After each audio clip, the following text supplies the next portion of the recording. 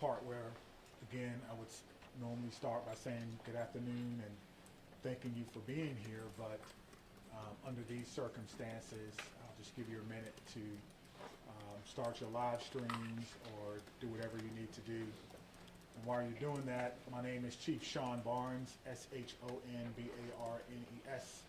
I'm currently the Chief of Police for the Madison Police Department. I'll be providing a brief update of the school shooting that we had today in Madison. There's some information that we're not going to release because it's still an ever-evolving situation. You'll hear from some of our representatives from our city and from our county, and behind me are a lot of people who came together today to make sure that the day ended well and that everyone else was safe. So with that being said, I'll go ahead and start my remarks. Today truly is a sad day for Madison and for our country. It is a day that I believe will live in our collective minds for a very, very long time. Here are the details. Today at 10:57 a.m., our team was called to the Abundant Life Christian School in reference to an active shooter. We know that 3 people are dead, including the suspect shooter. We know that the suspect shooter was a teenage student who attended the school. At this time, we're not releasing the age or gender of the student or any other identifying remarks about the student. 2 other people have died. That died were a teacher and a teenage student. 6 other people were injured. 2 students are now in critical condition in the hospital, and these injuries are considered life-threatening injuries. 4 students are also at other area hospitals with non-life-threatening injuries. But these are just the physical injuries that we know about. We know that this was the middle of the day, of a school day, and so there will be other injuries that we'll have to face for a very, very long time. And we're going to do everything we can as a community to heal those injuries as well. Many of you have asked me about the why of this. Why did this happen? What do we know? What was the motivation? I do not know. But I will tell you this, our detectives are working hard in the investigative process to find out as many answers as we can so that we can further prevent these things from happening, not only in this community, but in other communities around our country. I think we can all agree that enough is enough. And we have to come together to do everything we can to support our students, to prevent press conferences like these from happening again and again and again. The school building itself is clear. We have cleared the school. There's no other threats or danger to the community. We're in the process now of what we call reunification. And what that simply means is making sure that every student that was in the school is present and accounted for and returned to their loved ones. This usually takes a while, but we have practiced, unfortunately, and practice, and that's why we're able to reunify students with their parents within hours of a school shooting. The reunification is taking place at the Dean Clinic on Stoughton Road, and I certainly thank them for their help. Again, we need our public to find an alternate route. If that is your normal way home as we get closer to the end of the day, please be patient or find another route home. We're currently processing the scene. We're interviewing those who may have been witnesses, and we're obtaining search warrants to get additional information. And lastly, I want to just say thank you to everyone who's standing behind me, the organizations and agencies that they represent, the men and women of the Madison Police Department and Dane County Sheriff's Office who selflessly ran into a building not knowing what they were going to encounter. Many of you know this about me, but I started my professional career, if you will, as a public school teacher back in 1997. And I taught public school for 4 years. It was one of the greatest joys of my life before becoming a police officer. And I can tell you what a special place our schools are. With that being said, we owe it to our community to do everything possible to ensure that it's not only a special place, but a safe place as well. And we're going to continue to do that. So we ask for your patience as information is coming in. We will do the best that we can to bring you accurate and timely information, but we want to make sure that our public knows that we're working extremely hard on this particular incident. There are a lot of people involved, and certainly we're going to come together as a community. I'd like to bring up at this time Police Fire Chief Chris Carpenter. Thank you, Chief Barnes. Before I start, the only thing I can say is this is not a place that any fire chief or any one of us would ever want to be, and I can't believe I'm standing here today talking about this incident. The fire department is a part of this community, much like all the folks standing up here with me today. Our hearts are with and our arms are around everybody impacted today and everybody within our community. With that, I won't repeat the details shared by Chief Barnes, but I will share with you the fire department activity for today. Much like Chief Barnes mentioned, at 10:57, we were also dispatched with Engine 5 and Medic 5 to the same location. Throughout the course of the incident, we responded with 5 engine companies, 4 ladder companies, 15 ambulances. I would like to take a moment and share our gratitude for our county partners throughout a multitude of EMS and fire agencies that joined us in the response today. We also had 11 off-duty chief officers that came in on this response, so it was a tremendous response from the fire department. We transported 4 patients to St. Mary's. We transported 3 patients to the University of Wisconsin hospitals. On the arrival of our crews, I can say my gratitude to our membership for what they did and their selfless actions today. It's hard for me to place into words what they ran into as well. They did that immediately, they did that selflessly, and within the course of 15 minutes, from the first transport to the last transport, all the patients were on their way to the hospital. So to our membership within the Madison Fire Department and within all the emergency services, my gratitude, my recognition of the work that goes into this, the training that went into this, that again, we had hoped we would never have to put into practice. One more time on behalf of the Madison Fire Department, our hearts are with you, our arms are around you, and we will be with you throughout the duration of this. So at this point, I'll step aside, turn it over to the mayor. Thank you, Chiefs, both of you. This is an incredibly sad day for our community. As you've heard, there is no danger to the community at this time, but our entire community has been impacted by this tragic incident. On behalf of the Common Council and the City of Madison staff, I want to offer our heartfelt condolences to the victims and families and to the whole Abundant Life community. Our focus now is on supporting them and supporting the victims and their families. And we will continue to do that through the coming days and weeks. I also want to thank our first responders, the police, fire, the medical staff, for their quick action and their life-saving efforts. As you've heard already, this is a whole of government response. It is not just police and fire. It is not just City of Madison. We have folks from all around the county. We have folks from multiple agencies engaged in both the initial immediate response and the ongoing support, and will be engaged for days and weeks to come. I also want to thank the White House and the governor and others in the federal government and state government for reaching out to offer their support and help. And we will be drawing on resources as needed going forward. But the most important thing right now is to make sure that we are centering the victims and their families, and that we are doing whatever we can to support them and to help them heal, and to lift our entire community up through this difficult incident.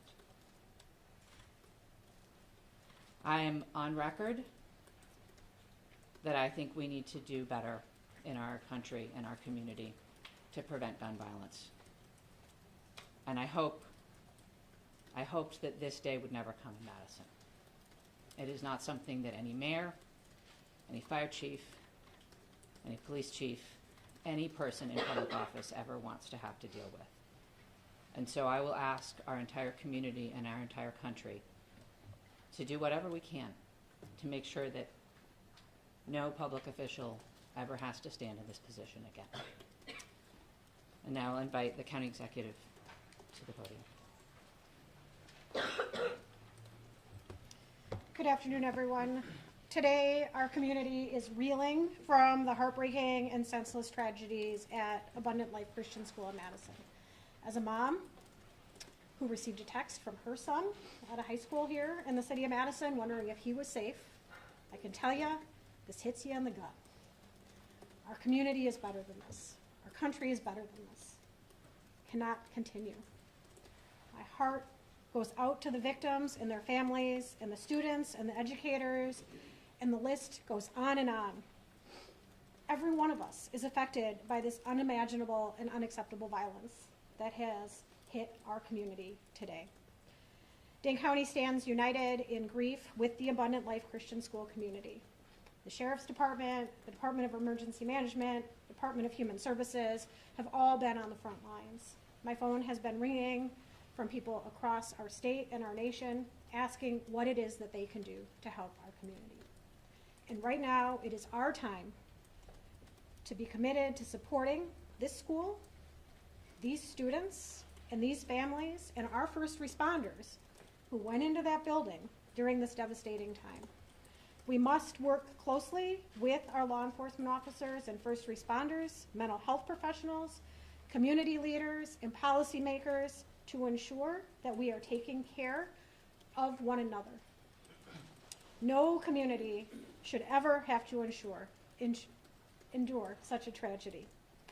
And my administration is going to do everything that it can to provide assistance to those who have experienced this devastating loss, and also do everything that we can to prevent such tragedy from occurring. To all of those who are grieving in our community, please know that you're not alone. Dane County stands with you.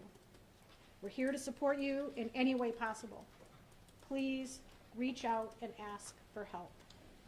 The governor's office, as well as the mayor's office, and I will continue to update the public as we learn more. But please understand, there are many things that we cannot share with you right now. This is an active investigation. This is an active case.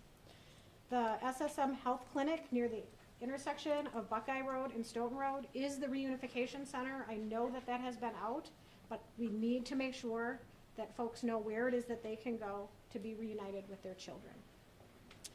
Again, in the coming days, we are going to make sure that we are supporting those that have been most impacted by this. But folks, reach out, ask for help. This does not need to be the reality of our community. Thank you. All right, let's start over here with questions. Just Chief, raise could your you hand. tell us, how did this unfold? Can you give us a bit of a timeline, how your officers got into the building? Sure. We received the call at approximately 10:57 a.m. Someone from the school called 911 to report that there was an active shooter. That means something different to us. Obviously, there's different protocols that go out, tone alerts even, so that even if officers are busy doing other things, they respond. One of the things that I do want to note is that our training center is about 3 miles from there. We have special event team medics, those that work with the fire department, responded to this particular scene from their training day. So what began as a training day became an actual day. And so that's how this call originally came. Nicholas, did you have a question? What can you tell us, if anything, more about this shooter and what their motivations were, or have you made contact with their family members? Anything updated on that? Sure, there's nothing new that I can tell you about the shooter at this time. Again, as difficult as today is, that's still someone's child that's gone. That's still someone that has to deal with what happened today. And so we want to make sure that we can ensure as much cooperation as we can. You asked me about why, as I stated before. I don't know why, and I felt like if we did know why, we could stop these things from happening. But what I will tell you is, as soon as we are done with the investigation, any information that we uncover that will not compromise the safety of anyone involved or compromise the confidentiality of any of these children that are involved, we'll tell you. I just ask for your patience. All right, over there. Sorry, go right ahead. Chief, what kind of gun was used today? We know it was a handgun. We know a handgun was recovered. All right, sit down right there. Was the shooting confined to one classroom or did it spread out throughout multiple? We know it was confined to one space. I do not know if it was a classroom or a hallway. One of the things that we've gotten very good at, certainly different from in my day, is that if you do not need to be in a crime scene, you do not need to go to a crime scene. And so the crime scene and those persons who were involved, they have that crime scene locked down. I did not go or enter into that crime scene. But if you can imagine, most schools, the students go together, but they are segregated. So on each different floor, in each different group. And so there's no evidence that anyone else was injured that was not in the age group. Danielle? What can you say at this time about how school staff responded when the shooting started? I cannot speak to how the school staff responded. You know, we did have injuries, but it could have always, of course, had additional injuries. I do not know what the school's protocols are. Again, this is a private Christian school. I know that we have a very good rapport with MMSD, Madison Metropolitan Schools, public schools. So we have done trainings for them before, but I would assume that most of the teachers have the same or some similar type of training as a part of their certification. There's conflicting reports online about how many students are enrolled at the school. Can you confirm approximately how many students attend the school? I do not know how many students attend the school, but their website says that they serve about 200 families. All right, in the back, White. What kind of support systems are being made available to people who are affected by this? That's a good question. As you heard from our mayor and our county exec, we have services within our government that will be made available to them. I have a lot of confidence that they're going to follow through on that, and we'll make sure that that persons who need to. Do you guys want to speak to that? So, Dane County Human Services, as well as the Red Cross and other consolidated agencies, are already on scene. And we will continue to be on scene, and those resources will be bolstered. Again, please reach out. You are not alone. We are going to navigate this together, and there are people who are affected by this trauma who are not in the reunification center or at the school. We need folks to be reaching out because we do have resources available. 27. Did you know if Abundant Christian Life School, did they have a school resource officer employed? It's not my knowledge that they had a school resource officer. That if they did, it would be a police officer, and I know where they all are, and they're not in the schools right now. 15 in the back there. So in terms of witnesses that you mentioned about investigation, what is that looking like and how many Sure. witnesses are you guys speaking of? Sure. So the detectives will talk to anyone who may have seen this particular event unfold. Anyone that may have been unfortunate to hear something, they will be talking to them. It's my understanding that that's in process now, and everyone is cooperating fully. That will give us an idea of not only what unfolded, but it could answer the question to motivation, because again, the students who unfortunately had to witness this. But that's not something that we want to rush. We're not going to interrogate students. We're going to give them an opportunity to come in and speak to what they may have saw when they feel ready, which is why some of these questions can't be answered right now. All right, Spectrum Room. How do you reassure the community that it's still okay to go back to school? I mean, everybody's got kids, and I think, maybe it happened at this school, but there's everybody that's got a kid anywhere, right? This in Dane County, it's going to be hard. Yeah, I think you're asking me, how can I say 100% that no child will ever be harmed in school? I can't. No police chief can. But all I can tell you is that we have systems in place so that if something happens, we can respond like we did today. I can tell you that our mayor and our county exec has committed resources to not only public health but also mental health. I can tell you that every teacher that I've ever had contact with at MMSD cares deeply about their students. Every staff member, I talk to staff members all the time. who tell me things that are going on in the schools and want to do whatever they can, even if it's under anonymity, to let me know that they want to have a safe school. So my reassurance to the public is that if you see something, say something. If you know someone who may be going through a difficult time, please reach out to someone. And I think what I can do is make sure that our police department is transparent and open and honest and inviting for people to call and give information. I think MMSD does an excellent job of that, and the same thing can be said for any other private school. If you want to give information or you need someone to talk to, I can promise you we'll have someone there to get that information. Go right there, yeah.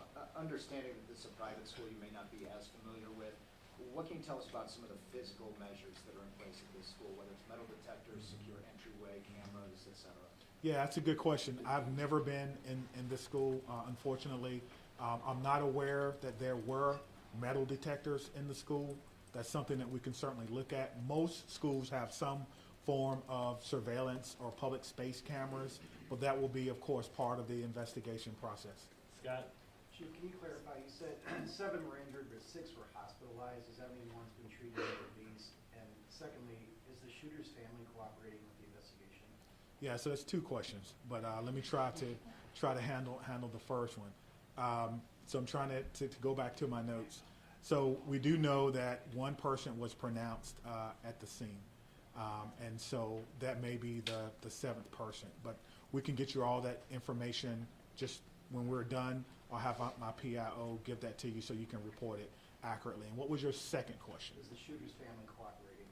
At this time, yes, Right there. So you have made contact with the shooter's family? we have. And what were the steps taken to do that? It's through the investigative process. Okay. Lauren? Yeah. Is the shooter's home being searched? We've heard, got some information that is ongoing at this point. Yes, obviously, once we have identified, we have initiated a search, but we think that search is either ongoing now or that search may be concluded. Of course, it's about safety. That's the first thing, making sure that people are safe, and then we'll go from there. This has been, this has been an amazing day for everyone. And so if you have someone who is deceased, who may have been a shooter, you want to make sure that their family is okay. You don't know. And so that is what we're doing right now. It is about the safety of everyone. This is going to be a long day for the Madison Police Department. We just want some of your patience. Are you aware, had the school had any prior threats? And then just, jumping off of that, do you know if the shooter had any prior contact with law enforcement? We do not know that the shooter had any prior contact with law enforcement, but I did do a check of the school. There were some calls, but they were like 911 hang-ups, things of that nature. There was nothing that suggested that the school was a place that violence would occur.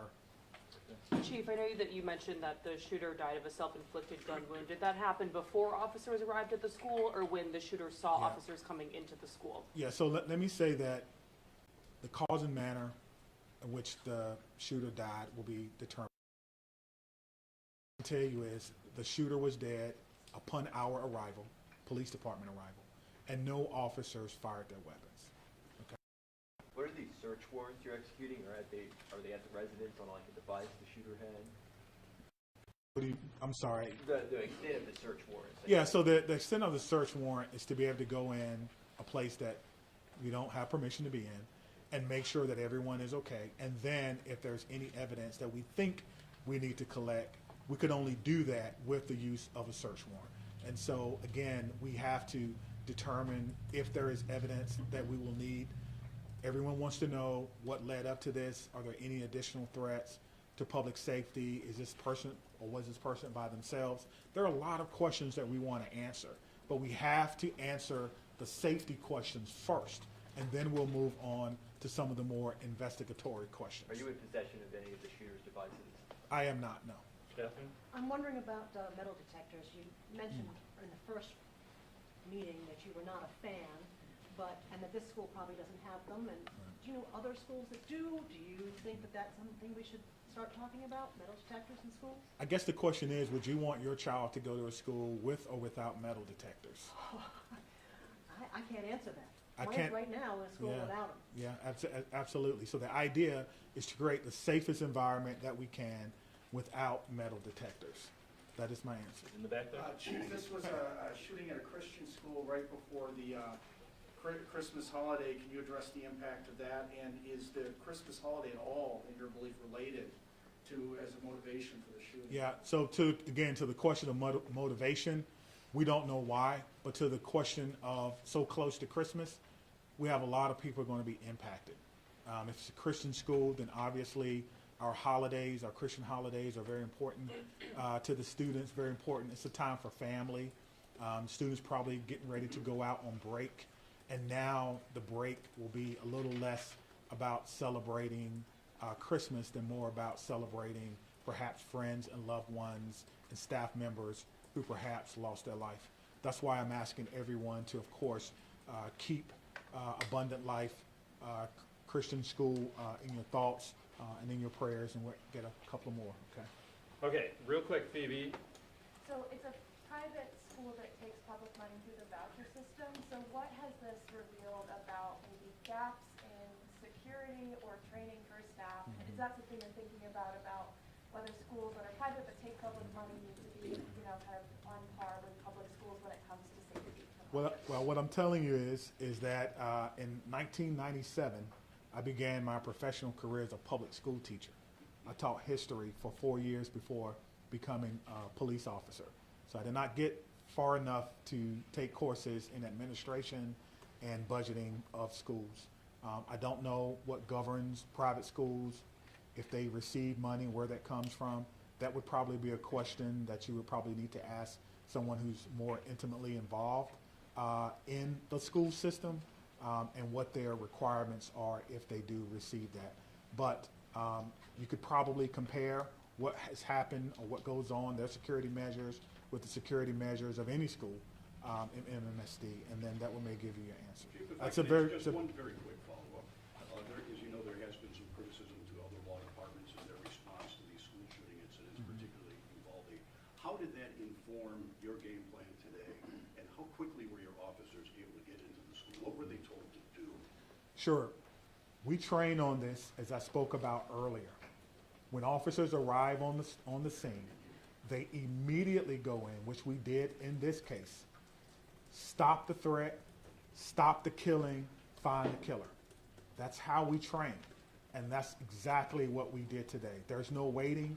There's no coordination of who's in charge. Everyone knows exactly what to do. I spoke about this earlier. We train on this constantly. Our commanders, including the fire chief and I, was in a commander's training less than 2 weeks ago, going over this exact same scenario for another fictional location.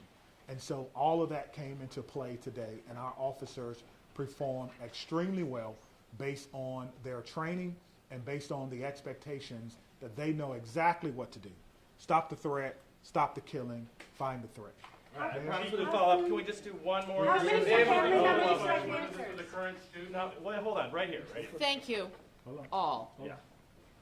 I think the questions have been asked, and we're straying a little far from what's most important at this point in time, and that is the victims and their families. I have 3 things to add. First of all, there is a lot that our community can and will do in the coming days to support the victims and their families, and we will have more information at future briefings. If anyone, and I would urge you all to include this in your stories, if anyone needs mental health support as a result of this incident and the coverage of it, I encourage them to reach out to 988 by phone or text and to get the mental health support that they need. It is incredibly important that we take care of our community in this very difficult time. We all have a role in preventing gun violence.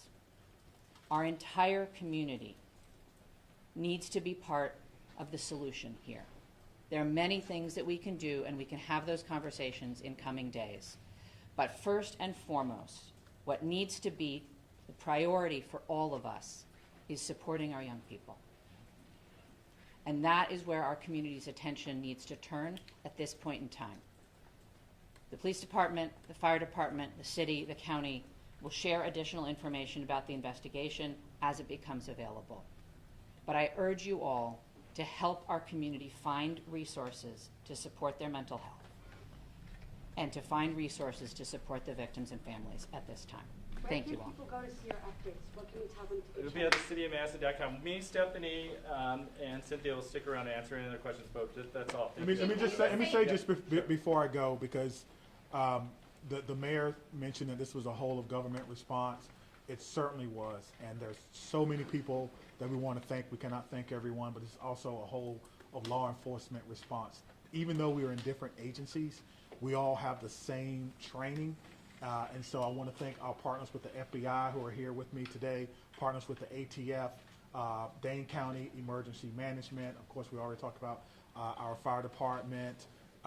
We've got calls from the Attorney General of the United States, Wisconsin State Patrol, our governor's office, State Patrol, Monona, as well as our sheriff's office. I know I may have left someone out, but thank you for how you responded, professionally, quickly, and according to the way that we all trained, and it all came together to ensure that no other persons were hurt. Thank you. Chief, could you just say what time you guys made entry? We just want to nail that detail down. 10:57. But that was that the That's call the or call. made They entry? arrive in 1 minute?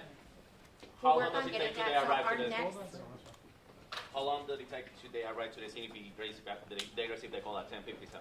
yeah, so I will work on getting that information for our next media briefing. We plan to meet here at 5:30 tonight, and I will work on getting that information. Do you know how many search warrants were executed? I don't have that information. I can see if detectives are able to share that number later. Okay, and also have they checked his social media at all? So that is something that is routine in any investigation, is we'll look at any online information that they share. Right now? Yeah, today at 5:30. What?